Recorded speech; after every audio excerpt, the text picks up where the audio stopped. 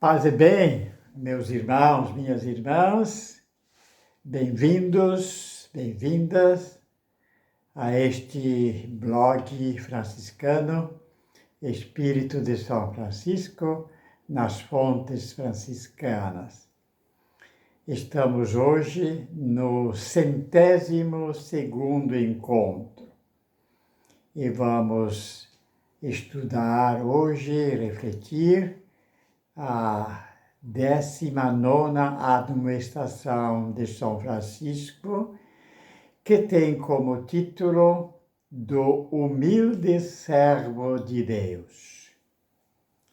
Esta é a segunda vez que, em suas admoestações, Francisco fala do humilde servo de Deus. A primeira aconteceu na 17ª admoestação.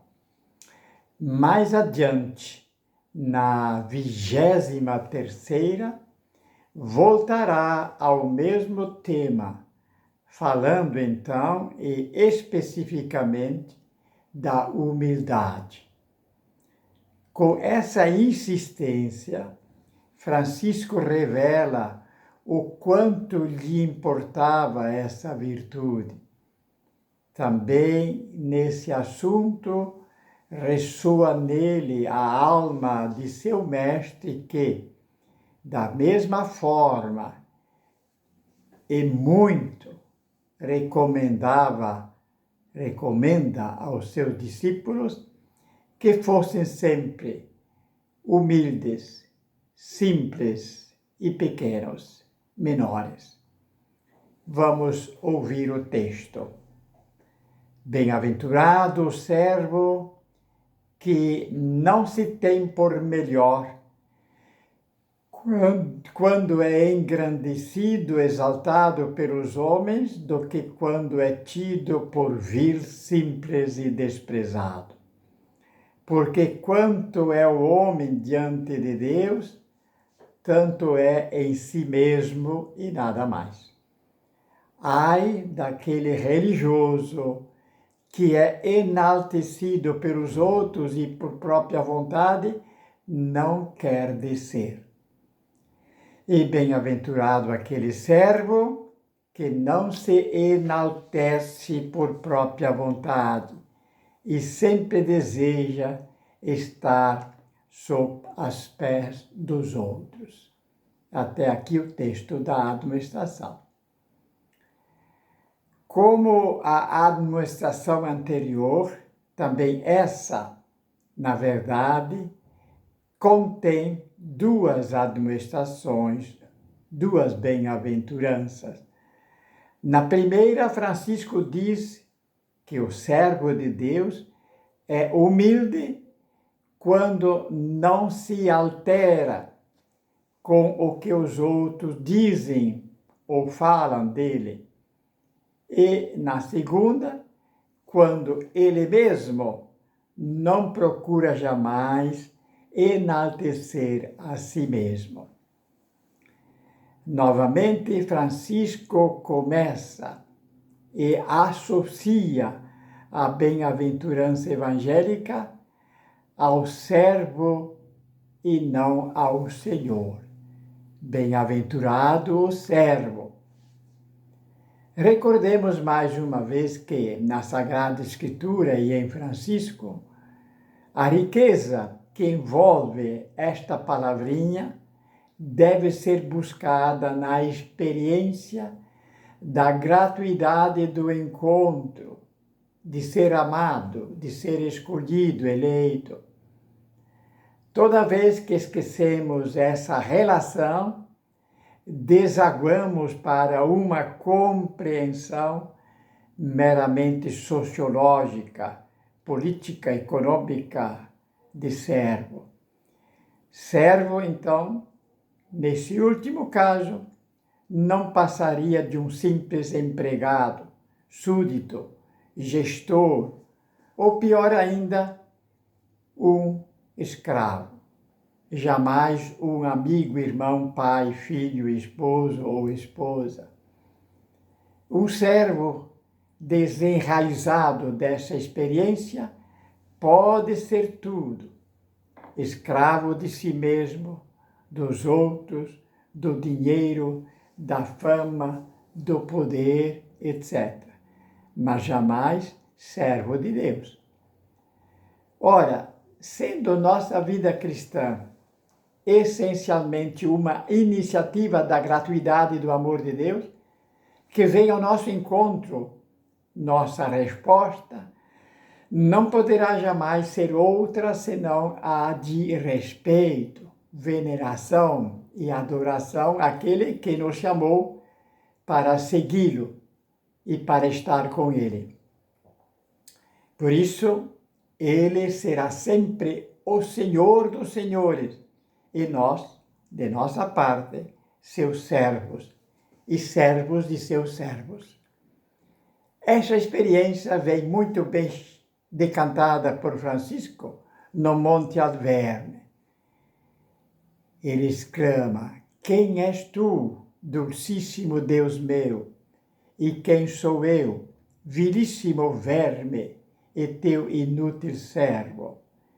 Quem és tu, Senhor, de infinita bondade e sapiência e poder, que te dignas visitar-me a mim, que sou vil, verme abominável?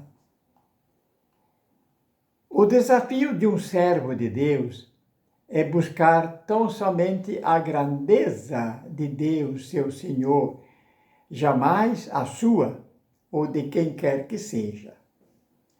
Por isso, sentir-se-á sempre o mesmo. Jamais se considerará melhor ou pior quando ou porque está sendo enaltecido, elogiado, ou porque está sendo vilipendiado e desprezado pelos outros. Daí a sentença central de toda essa administração. O homem é em si mesmo, quanto é diante de Deus.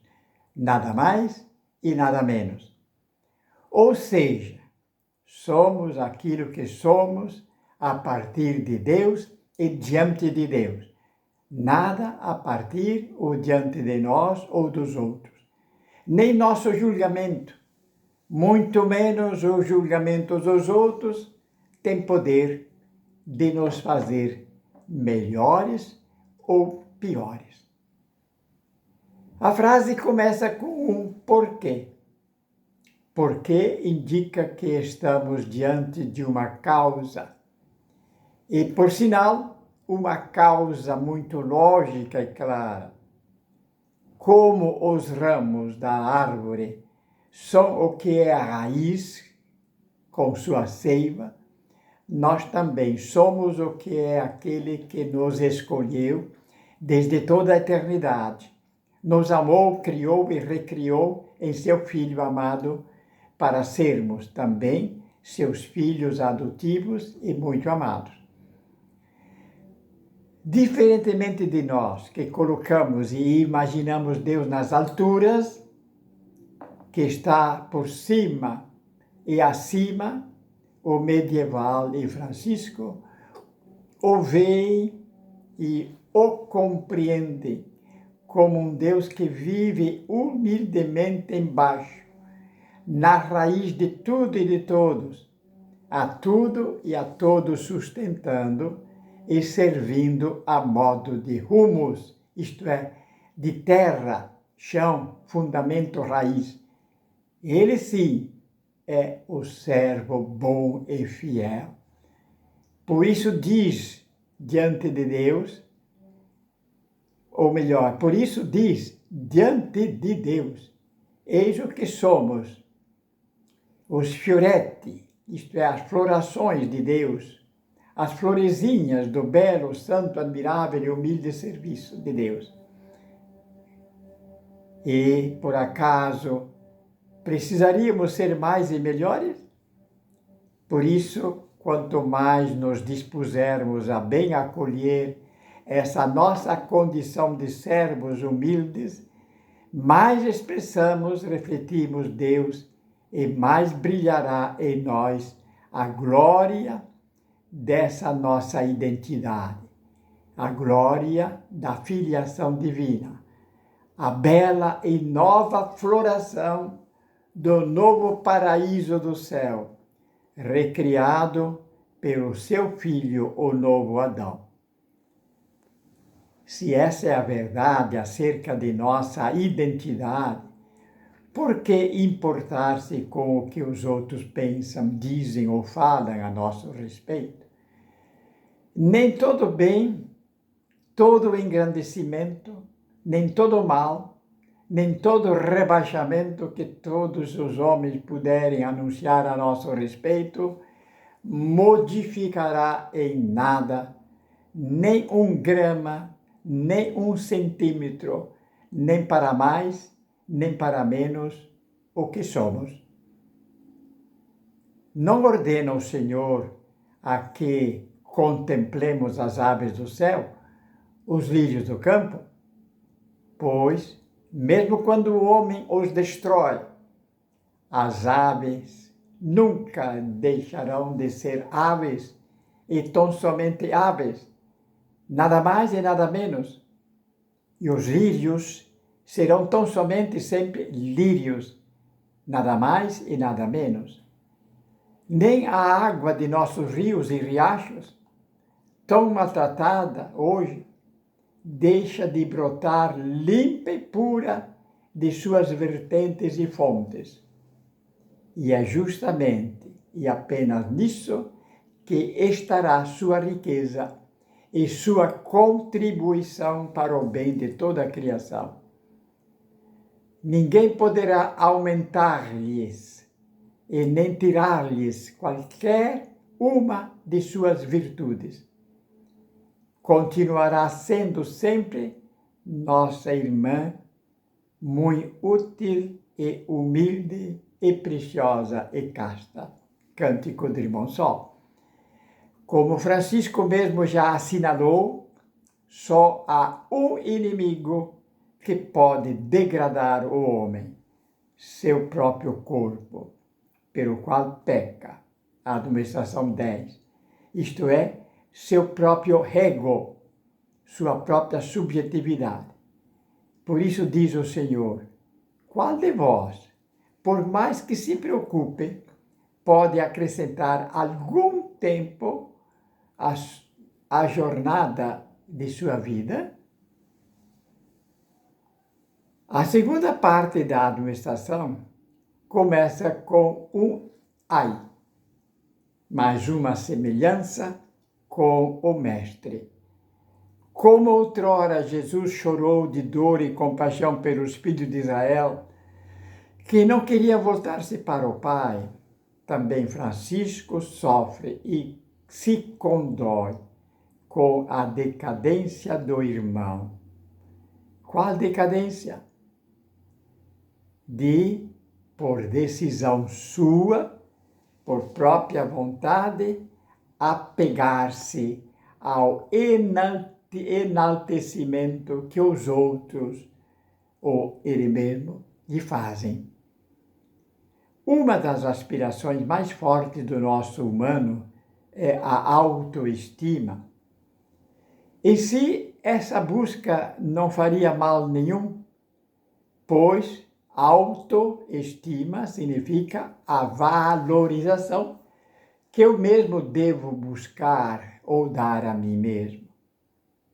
A questão está nesse a mim mesmo ou nesse eu, pois, como vimos já por diversas vezes, existe em nós o eu que nasce da nossa subjetividade, chamado também de eu carnal ou terrestre, e o eu nascido do alto, isto é, nascido do chamado de Deus, também conhecido como eu espiritual ou celeste. Enquanto o primeiro quer ser melhor, mandar, ou melhor, enquanto o primeiro quer ser Senhor, mandar e julgar, o segundo, por haver nascido da gratuidade do encontro, o que mais deseja é ser súdito, poder servir e obedecer. Isto nós podemos ver nos bons casamentos, onde o esposo, o que mais quer é servir a esposa, e vice-versa. A esposa, o que ela mais quer é servir seu esposo.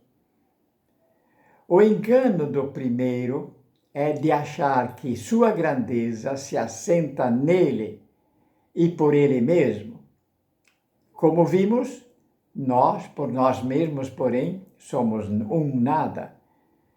Por isso a frase começa com um ai, como que dizendo, coitado, que infeliz, aquele que se assenta que assenta a busca de sua realização no nada, no vazio de si mesmo, ou daquilo que vem de fora dos outros.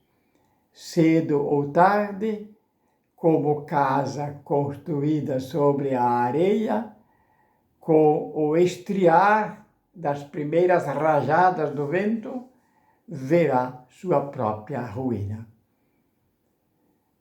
Se a busca do enaltecimento do próprio eu leva o homem ao infortúnio do inferno, do vazio, do nada, da descomunhão, o contrário também é verdadeiro e correto. Toda vez que decididamente e por própria iniciativa procura assentar-se no chão, no rumo de sua verdadeira identidade, que é o nada do eu, o nada a partir de si próprio, abre caminho para o paraíso do encontro, da comunhão, da sociabilidade. Torna-se um bem-aventurado, um feliz e bem realizado. Estamos diante da tendência mais expressiva do nosso humano, o desejo de realizar-se, de ser grande, de ser feliz. Francisco e toda aquela primeira geração de frades sabiam muito bem e por experiência que não podiam deixar essa força natural solta, ou, como diz o texto, entregue à própria vontade. Por isso, insistem para que sempre desejemos estar sob os pés dos outros. Em outras palavras, o que a administração está dizendo é que o caminho da bem-aventurança evangélica não vai por si, e muito menos a partir de si. Se queremos realmente nossa felicidade, precisamos programar, orientar e conduzir nossa formação. E um dos elementos dessa programação, talvez o mais fundamental, é o de sempre desejar submeter-nos aos outros, sem e jamais pretender pôr-nos acima deles. Daí a importância que nossos primitivos frades davam ao exercício da humilhação. Frei Junípero, por exemplo, diante de qualquer conceituação que os outros lhe fizessem, sempre se proclamava bem pior a tudo quanto dele dissessem. Assim, quando interrogado quem ele era, respondia ser um grandíssimo pecador. E, perguntado se queria trair a cidade, respondeu ser o maior traidor do mundo e indigno de todo o bem. Mas poderíamos perguntar qual a utilidade ou proveito dessa busca de ser humilde, de estar debaixo dos outros? A resposta é sempre a mesma. É porque, libertando-nos do funesto e infernal vazio do nada, do nosso próprio eu, nos libertamos e liberamos para a verdadeira grandeza, alegria, felicidade e bem-aventurança eterna que nos advém com e pela graça do encontro com o outro, do encontro com Cristo, do encontro com toda e qualquer outra criatura, principalmente os homens. Foi o que começou a acontecer com Francisco a partir do encontro com Cristo crucificado. Se antes seu coração pequeno, estreito e mesquinho se contentava com as fugazes e vãs glórias do mundo, a partir de então põe-se e empenha-se todo em tornar seu coração cada vez mais semelhante ao coração do Pai do céu, isto é, magnânimo, capaz de sustentar todos os acontecimentos da vida, todos os diferentes e até mesmo os inimigos, a fim de vê-los e tratá-los como seus grandes amigos, irmãos e benfeitores. Trata-se, pois, de uma maneira nova, jamais vista de ver e encarar a grandeza do nosso humano, sumamente feliz e saudável, bem diferente daquela espiritualidade dos últimos séculos, que também buscava a humildade, mas para sacrificar-se e assim tornar-se um grande santo. É o espírito do fariseu que assenta sua religiosidade no merecimento. Vem então, ou melhor, vem aí uma grande diferença entre, por exemplo, pensar: Senhor, já que tu queres que eu vou humilhar-me, e Senhor, tu és meu tudo, meu amor, minha fé, minha esperança, minha alegria. Uma diferença muito grande dizer, né? Senhor, já que tu queres, vou humilhar-me. E dizer: Senhor, tu és meu tudo, meu amor, minha fé, minha esperança, minha alegria. Sei que eu não valho nada, que sou um grande pecador, por isso me perdoa. Mas o pouco que posso e tenho vou te dar. Por favor, apesar de toda a minha deficiência, aceita-me, e então serei salvo, feliz, bem-aventurado. São, portanto, duas espiritualidades bem diferentes, né? Querer sacrificar-se, né, para ser grande santo e ser gratuito, gracioso para com o Senhor. Por isso, o verdadeiro humilde servo de Deus, como diz o texto, procura sempre ter-se por vil, simples e desprezado. E diante do outro, em vez de dizer eu sei, dirá você sabe. Em vez de eu posso, dirá você pode. E em vez de eu faço, dirá farei o que você fizer. E em vez de eu quero, sempre dirá quero o que você quiser. Essa será a sua alegria, sua bem-aventurança. Nunca é demais insistir que na raiz dessa categoria, a humildade, está a experiência do amor. Quem se sente amado, sente também e imediatamente que é pequeno, devedor, humilde, vil, simples e desprezível. Na meditação matinal de 5 de dezembro de 2017, o Papa Francisco, aproveitando o trecho de Isaías que anuncia que do tronco de Jessé brotará uma vara real, explica que, na verdade, se trata de um rebento pequeno, como broto, sobre o qual, contudo, pousará o Espírito do Senhor, espírito de sabedoria e de inteligência, espírito de conselho e de fortaleza, de conhecimento e de temor do Senhor, isto é, os dons do Espírito Santo. Eis então o primeiro aspecto fundamental da pequenez do rebanho, a plenitude do Espírito.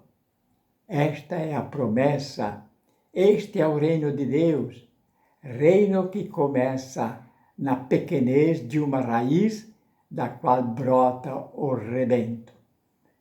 Cresce, vai em frente, porque o Espírito está ali e chega à plenitude. Segundo o Papa, essa dinâmica se observa no próprio Jesus que nasceu, viveu, morreu e ressuscitou, e está vivo no meio de nós, sempre no vigor da humildade. Ele é o verdadeiro e único humilde servo de Deus. A mesma dinâmica, segundo o Papa Francisco, aplica-se à vida do cristão, pois se o estilo de vida de Jesus foi o da humildade, outro não pode ser o estilo de vida do cristão. E diz o Papa, é preciso ter humildade para acreditar que o Pai, Senhor do céu e da terra, como diz o Evangelho, escondeu estas coisas aos sábios, aos doutores e revelou-as aos pequeninos. Na vida diária, humildade significa ser pequeno como o rebento, pequeno que cresce todos os dias, pequeno que precisa do Espírito Santo para poder continuar rumo à plenitude da própria vida. No mais, explicou o Papa, alguns acreditam que ser humilde é ser educado, cortês, fechar os olhos na oração, ter uma espécie de cara de santinho. Mas não, ser humilde não é isto. Há uma marca, um sinal, o único, aceitar as humilhações. Humildade sem humilhação não é humildade, diz o Papa. Humilde é o homem, a mulher que é capaz de suportar as humilhações como as suportou Jesus, o humilhado, o grande humilhado. É preciso olhar para Jesus. Ele permaneceu quieto no momento da maior humilhação e, de fato, não há humildade sem a aceitação das humilhações. Portanto, humildade não é só estar quieto, tranquilo, não. Humildade é aceitar as humilhações quando chegam, assim como fez Jesus. E o Papa recordou, a propósito, que certa vez ouviu uma pessoa brincar. Sim, humilde, sim, mas nunca humilhado. Uma brincadeira, comentou, mas que tocava um ponto verdadeiro. De fato, muitos dizem, sim, sou capaz de aceitar a humildade, ser humilde, mas sem humilhações, sem cruz. Isto não é a humildade evangélica de Jesus, do cristão, do franciscano. Por isso acrescentou o Papa, de que modo sei se sou humilde? Se sou capaz, com a graça do Senhor, de aceitar as humilhações. E exortou a recordar o exemplo de tantos santos que não só aceitaram as humilhações, mas pediram-nos, Senhor, manda-me humilhações para que me assemelhe a Ti, para ser mais parecido contigo. E conclui o Papa com esta oração, que o Senhor nos conceda a graça de conservar o pequeno rumo, o pequeno rebento, rumo à plenitude do Espírito, de não nos esquecermos da raiz, de aceitar as humilhações. Meu irmão, minha irmã, muito obrigado por nos acompanhar. Um grande abraço, paz e bem.